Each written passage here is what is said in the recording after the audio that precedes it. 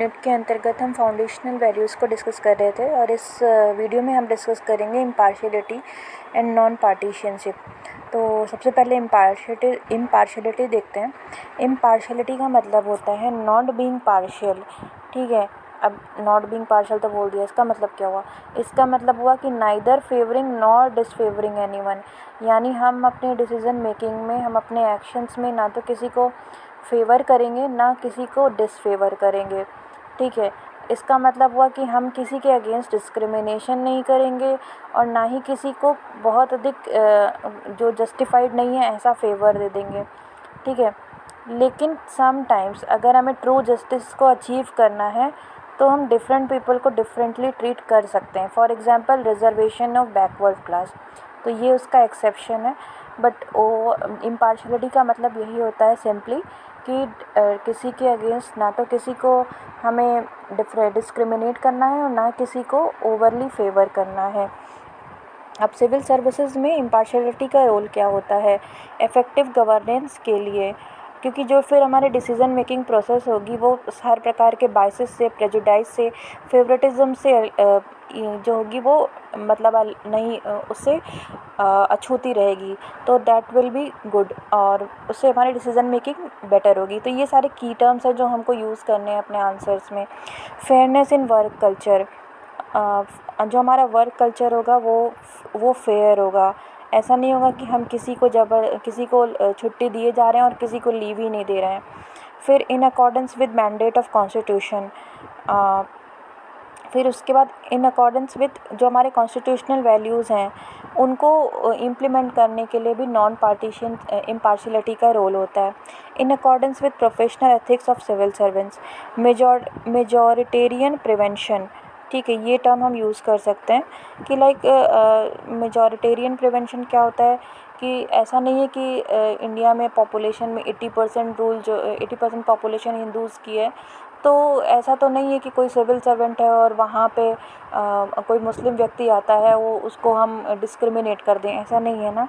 फिर promotion of interest of weaker section, जो भी एक सिविल सर्वेंट है वो सोशल जस्टिस को इंश्योर करेगा, ना कि वो वीकर सेक्शन के लिए काम करेगा अगर उसके अंदर इम्पार्शियलिटी की वैल्यू है।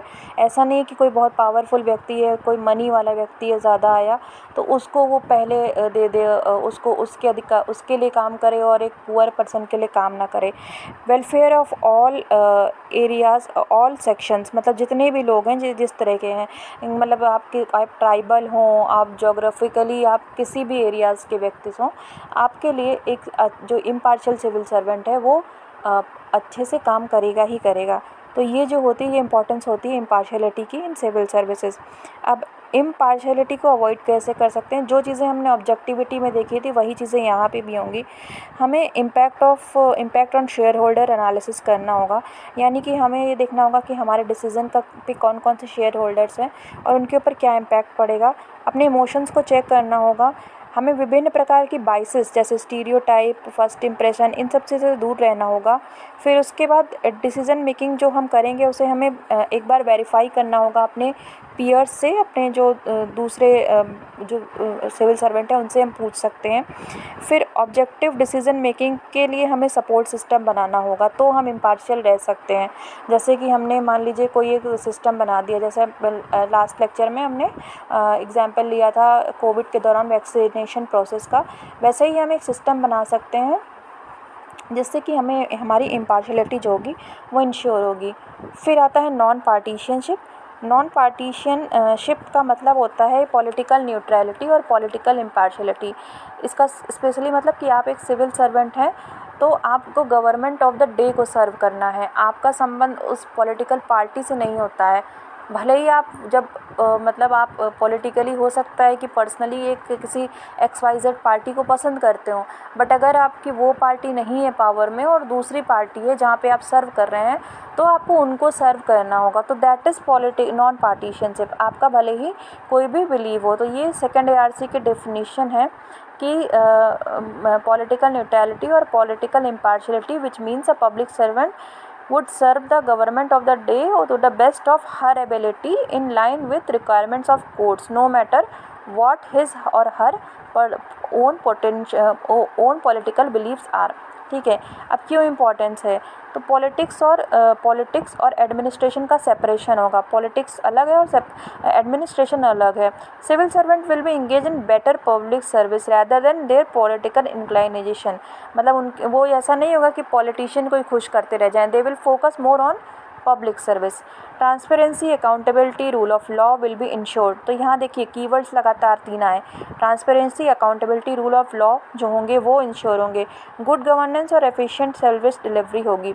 अब यहाँ पे हम एग्जाम्पल भी लिख सकते हैं ना, जैसे कि हम पीडीएस का एग्जाम्पल लिख सकते हैं, या हम कोविड के दौरान वैक्सीनेशन का बहुत अच्छा एग्जाम्पल है, उसको लिखा जा सकता है।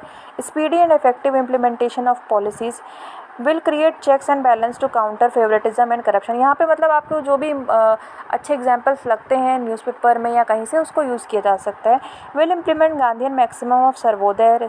ठीक है, इसका बहुत अच्छा एग्जाम्पल है इम्पार्शियलिटी का, जो टी एन शेषन जी थे, हमारे x election commissioner of India थे, उनको नॉन पार्टीशनशिप का एक बहुत अच्छा एग्जाम्पल बोला जाता है, क्योंकि वो ईएसआई की पूरी इलेक्शन कमीशन ऑफ इंडिया की पूरी प्रोसेस में ही उन्होंने एक्सपोनेंशियली चेंज किया था पॉजिटिवली।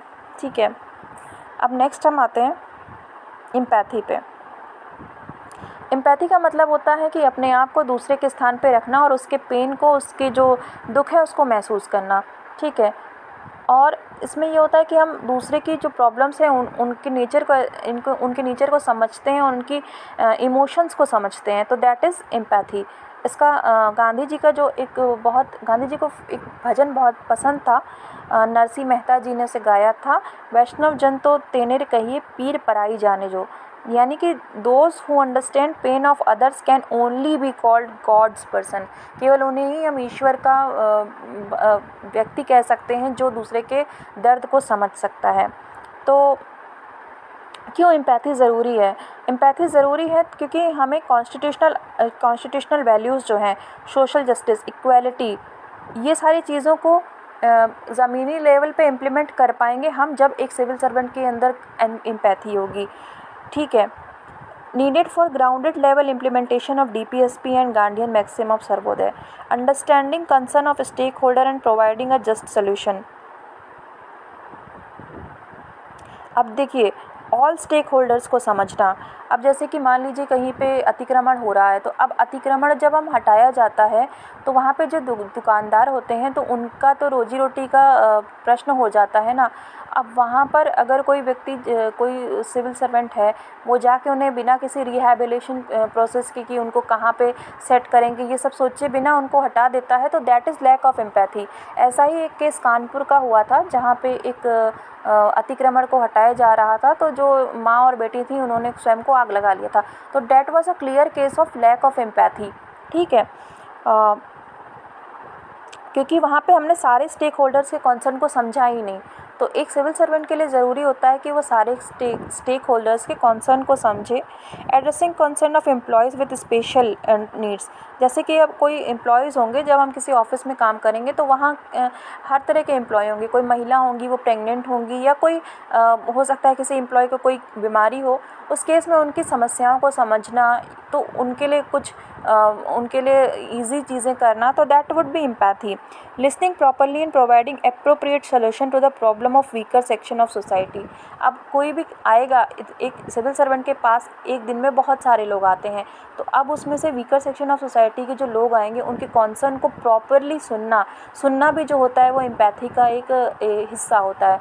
ठीक है, तो एक बहुत अच्छी रुडयार्ड किपलिंग की पोएम थी इफ़, उसमें की कुछ लाइंस हैं, to walk among king yet not lose the common touch. मतलब आप राजाओं के बीच में चलें लेकिन आपका कॉमन टच से नहीं छूटना चाहिए, आपका कॉमन जो लोग हैं उनसे आपका टच नहीं छूटना चाहिए। एम्पैथी कैसे डेवलप हो सकती है?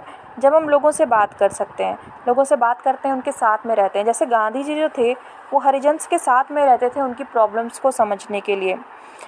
अलग अलग तरह के लिटरेचर और मूवीज़ के थ्रू, जैसे कि गोदान है, तो कोई व्यक्ति जो शहर में रहने वाला है और उसने कभी गांव में नहीं गया, तो अगर वो गोदान को पढ़ता है तो वो भी एक किसान की समस्या को बहुत ही अच्छे से समझ सकता है, उसकी मनोदशा को बहुत अच्छे से समझ सकता है।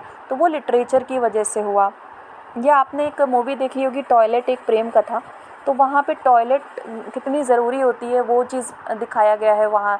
गाँव में मतलब टॉयलेट की के ना होने से कितनी समस्या हो सकती है। तो लिटरेचर या मूवीज़ का ऐसा रोल हो सकता है। विजुलाइज़ करना दूसरों के पेन को, फिर बायोग्राफीज़ को रीड करना, जैसे कि डॉक्टर अंबेडकर की हम बायोग्राफीज़ को रीड करेंगे तो हम समझेंगे तो हम समझ पाएंगे कि कितना मतलब एक जो अनटचेबल लाइफ होती है उसमें कितनी समस्याएं होती हैं। ठीक है, फिर नेक्स्ट आता है आपका टॉलरेंस। टॉलरेंस का मतलब होता है respecting and accommodating different attitudes and practices of others, यानी दूसरों के जो एटीट्यूड हैं, दूसरों की जो कार्य करने की शैली है, उसको ना सिर्फ रिस्पेक्ट करना बल्कि उसको एकोमोडेट करना, मतलब उसको स्थान देना एक। This implies showing respect for race, gender, opinions, religion and ideology of other group और पीपल। जो भी दूसरे लोग हैं उनकी डिफरेंट रेस होगी, जेंडर होगी, ओपिनियन होगी, रिलीजन होगी, आइडियोलॉजी होगी, उसको रिस्पेक्ट करना और उसको एकोमोडेट करना। इंडियन फिलॉसफी ऑफ वसुधैव कुटुंबकम जो होती है ये इसी पे बेस्ड है। ये पूरे वर्ल्ड के साथ में टॉलरेंस को फोकस करती है। कुछ इंडिया में बहुत अच्छे एग्जाम्पल्स हैं टॉलरेंस के, जैसे कि केव पेंटिंग्स हैं, वहाँ पे एक साथ सब कैसे रहते हैं ये दिखाया गया है। चंद्रगुप्त मौर्य जो थे इन्होंने जैनिज़्म को अपना लिया था। अशोका ने बुद्धिज़्म को अपना लिया था। हिंदूज़ में गुप्ता किंग्स ने बुद्धिज़्म को, हिंदू गुप्ता किंग्स थे, गुप्ता किंग्स जो थे वो हिंदू थे, लेकिन उन्होंने बुद्धिज़्म को पैट्रोनाइज़ किया था। अकबर के बारे में सब जानते ही हैं कि वो विभिन्न प्रकार के रिलीजियस जो रिलीजन चर्चाएं करते थे और उनको एकोमोडेट करते थे सभी लोगों को। फिर भक्ति मूवमेंट में हमने देखा है किस तरह से अलग अलग ग्रुप्स के लोग थे, अलग अलग डाइवर्सिफाइड हमें दिखते हैं लोग। फिर उसके बाद कृष्ण ने जो है, भगवान श्री कृष्ण जो है शिशुपाल को टोटल 100 चांस दिए थे कि आप उनकी 100 गलतियां माफ़ की थी, तो डैट इज़ ऑल्सो टॉलरेंस। ठीक है, तो ये इंडिया की एक एंशिएंट कल्चरल वैल्यूज़ है टॉलरेंस, तो इसको भी हम लिख सकते हैं और विद दीज एग्जाम्पल्स। फिर सिविल सर्विस में कैसे टॉलरेंस होता है, तो देखिए ऑल इंडिया सर्विस जो होती है, ऑल इंडिया सर्विस होती है यहाँ पर, तो इसका क्या मतलब होता है कि एक त्रिपुरा में जो एक व्यक्ति है जो मान लीजिए केरल का है, एंड दैट केरल का व्यक्ति can be posted in Tripura, तो वहाँ पे क्या होगा कि भाई आपको ये रिस्पेक्ट, आप उस केरल वाले व्यक्ति के लिए ये ज़रूरी हो जाएगा कि वो त्रिपुरा के लोगों की प्रॉब्लम को समझे, उनके लिए उनकी जो जीने का तरीका है उनको रिस्पेक्ट करे। तो that would be only possible जब तक उनके अंदर टॉलरेंस की वैल्यू होगी। ठीक है, और तभी वो अच्छा काम भी कर सकते हैं। और उसके बाद आता है maintaining law and order during religious event of others.